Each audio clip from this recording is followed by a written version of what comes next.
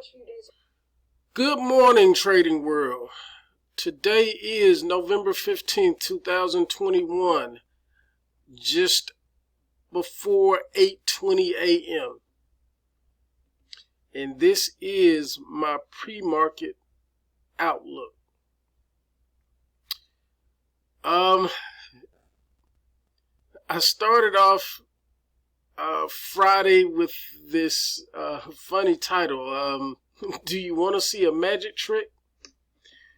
Well, watch the SPY continue to levitate, because there is no reasoning for this to continue. No real reason. So we come into this morning like I do every morning. We take the information from the previous trading day and we try to assimilate it into what could possibly happen today. Well, here we go, continuing up with no real rhyme or reason. The only thing that you can really attribute to us continuing to go up is a lot of big funds out there performance chasing, which is pretty much looking at pretty charts and chasing them up just so that their sheets look good, so that they can try to get big bonuses going into the end of the year. That's pretty much the only real reason that I can see behind this continued rise. So, looking at the technicals, the weekly chart has still not quite reached that overbought condition that I'm looking for. However, the daily chart momentum has kind of leveled out in between this weird, almost negative flat angle, which gives credence to the weekly chart having to cycle before we can really break out of this range either way. The range that we're looking at right now is between the 470 area down to the 460 area. And because of the way things are formed, because of skew, because of the condition of the charts that I'm looking at, what we can look forward to are smaller bullish candles strung together, followed by long bearish drops. And all of that will still take place inside this same range that I just described. Today, the 468 area will be pivotal. Above 468, we may fight for a new all-time high. Below, we remain range bound with a high probability of testing the lower end of the range soon. So that pretty much sums up this week. So let's get into the scenarios for today. All right. The first scenario today, we come in looking at a change day or rounded reversal. We come in, we continue through 468, which has actually already taken place after the fact that I did the initial morning research, which is actually taking place as we speak. And I may need to look into this because we had a huge burst up, which may be some kind of news or something that I didn't get a chance to see while I was doing the research here. But seems like we're already on our way to this strange day. We continue up through 468 area toward the 470 area, possibly establishing a new all-time high before coming back down toward the 466 area.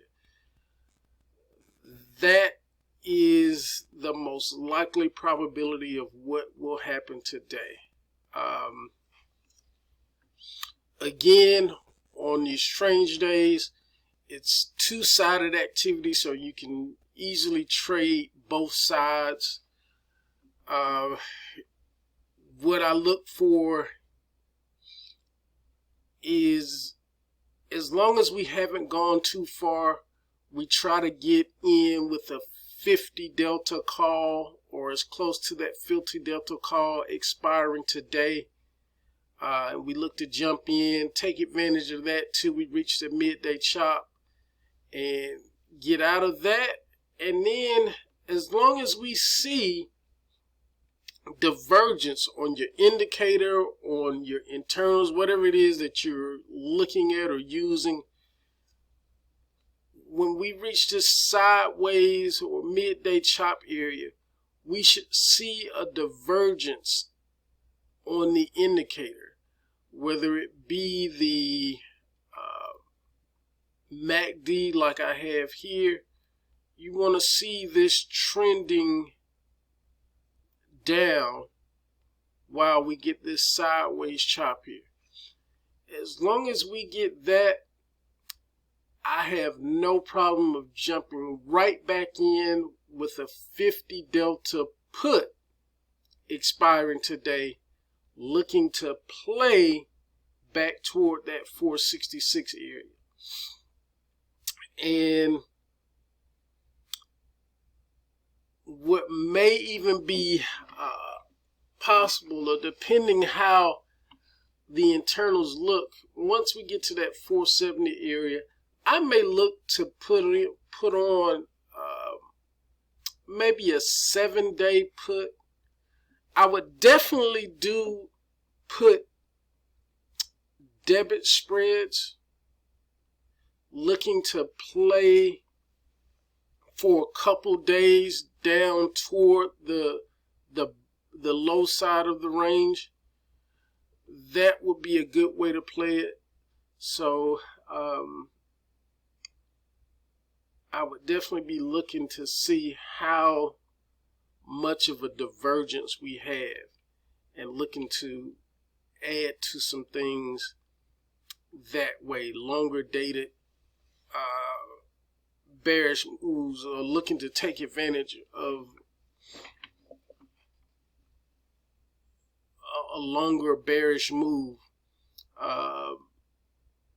toward the middle of the week, or at least these next 2 days. So that is the first scenario. And let's get the second scenario up, which I'm having trouble kind of placing it because the next two scenarios are kind of evenly matched here. So let's see. All right. The second scenario we have is a range day. And if you've been following my videos, especially or as recent as this past, I think Thursday or Friday, I did pretty much an entire pre-market outlook on range day structures and the different variations that they can take. Range days are so hard to plot a path for because of the many variations. So with today's range day, we've pretty much already eclipsed the 468 area. We're right teeter-totter and spilled over or overshot into 469, but not by much. So it is still possible for us to have this range day chopping around this 468, somewhat spilling into the 469 area. But upon the opening, if we get a pullback and we immediately head or chop a little bit and then head back down toward this 466 area, we are looking at a range day type structure. From this point, once we see that the resistance at the 468, 469 area holds, you really have to pay attention to your indicators and internals to watch for divergence, to pick out these intermediate highs and lows. So what we're looking for is coming into this 468 area. If we fail, we should get a divergence.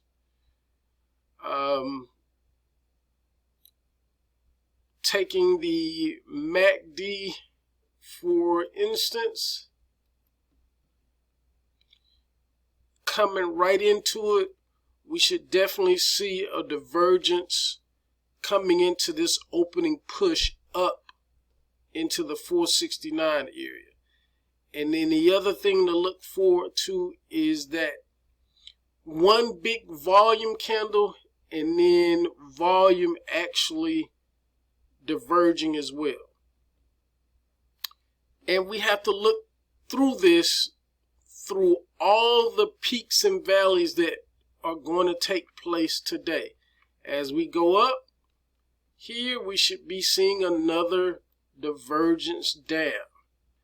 And as we come down into the 466, we should be seeing a divergence up. If that's the place where it decides to have an intermediate low. So range days, depending on who you talk to, sometimes it's easier.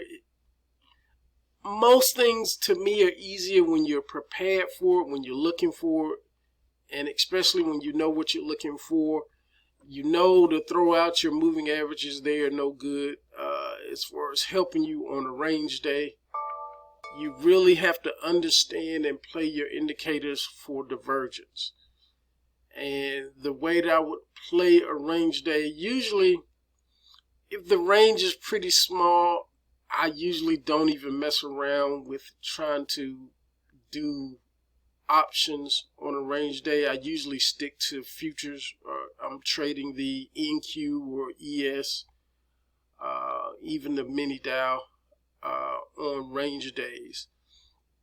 And the only times that I'm really heavy into options are the days that we have a big range with a lot of space to cover, and those are your range days or your trend up or trend down days.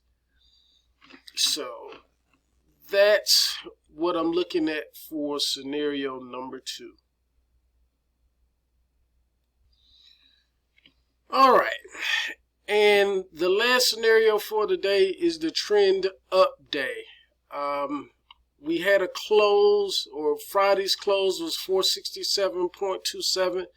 So following the trend day model, we should get a pullback where we are towards that 467 area, but finding support at or before Friday's close. And from that point, we reverse trend, or reverse starting the uptrend of the morning, and we continue up until midday, where we reach this chop or sideways motion, which could be somewhere around 469 all the way up to 470.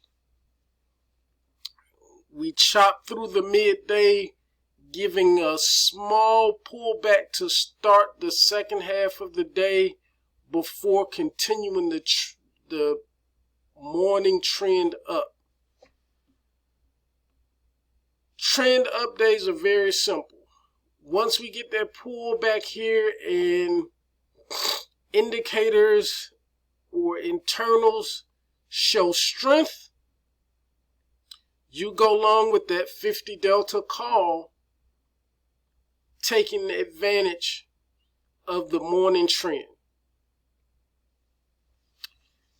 I usually try to get out before morning chop. Hopefully you've hit a double on the call before the morning, before we reach the midday chop. But that's usually how I play a trend day. So that's pretty much it for today's scenarios. As always, know your risk. And wishing you a successful trading day. Have a good one.